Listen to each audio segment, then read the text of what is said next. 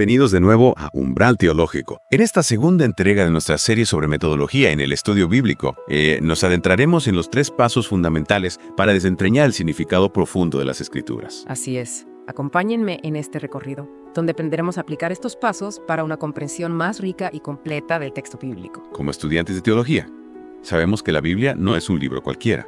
Es un texto complejo, escrito en un contexto histórico y cultural muy diferente al nuestro. Por eso, no podemos simplemente leerlo de forma superficial.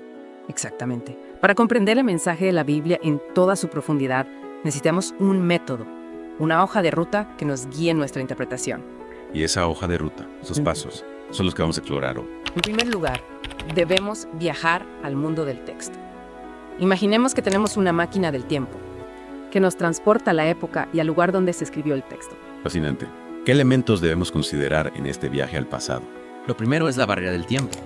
Debemos reconocer la distancia histórica que nos separa del momento en que se escribió el texto y comprender el contexto político y social de la época. Por ejemplo, si estamos estudiando las cartas del apóstol Pablo, sería crucial entender el contexto del Imperio Romano en el siglo de Oro, sus leyes, sus costumbres, sus creencias. Todo esto influye en la forma en que Pablo escribe y en el mensaje que quiere transmitir. Precisamente. No podemos interpretar un texto bíblico sin comprender el mundo en el que fue escrito. Entonces, para cruzar la barrera del tiempo, la investigación histórica es fundamental. Sin duda. Ahora, el siguiente paso en nuestro viaje es cruzar la barrera del idioma.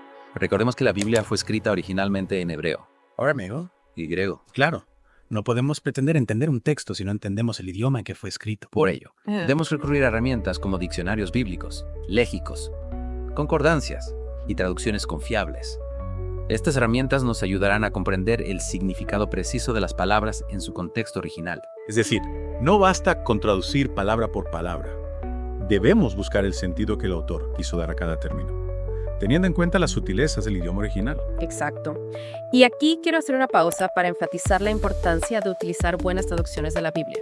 Hay muchas traducciones disponibles, pero no todas son igual de precisas o fieles al texto original. Entiendo. Entonces, al elegir una traducción, debemos asegurarnos de que sea una traducción académica, realizada por expertos en los idiomas bíblicos. Correcto. Una buena traducción nos ayudará a comprender el texto con mayor claridad y precisión, evitando malentendidos o interpretaciones erróneas. Ahora bien, una vez que hemos cruzado la barrera del tiempo y del idioma, ¿qué nos espera en este viaje al mundo del texto? Nos encontramos con la barrera cultural, una barrera que a veces pasa desapercibida, pero que es fundamental para una correcta interpretación. ¿A qué se refiere con barrera cultural? Me refiero a las costumbres, tradiciones, que en muchos casos son muy diferentes a las nuestras.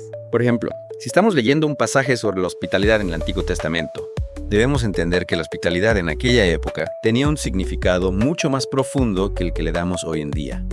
Era una obligación sagrada, una cuestión de honor y supervivencia. Exactamente. Si no entendemos el trasfondo cultural, corremos el riesgo de malinterpretar el texto, de proyectar nuestras propias ideas y valores en un mundo que era muy diferente al nuestro. Entonces, para cruzar la barrera cultural, debemos sumergirnos en el estudio de la historia, la antropología y la arqueología del mundo bíblico. Así es.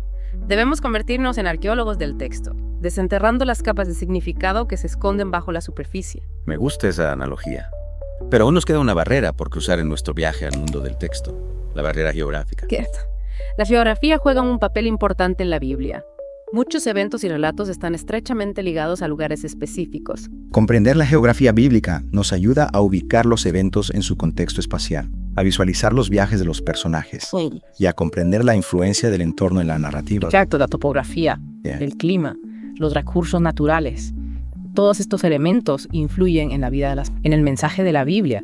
Imaginemos que estamos leyendo un salmo que habla de la lluvia y la fertilidad de la tierra. Si entendemos el clima árido de Palestina, podremos apreciar con mayor profundidad el significado de la lluvia como símbolo de la bendición de Dios. Es decir, la geografía no es solo un telón de fondo, sino un elemento activo en la narrativa bíblica. Precisamente. Y con esto, hemos llegado al final de nuestro primer paso, viajar al mundo del texto.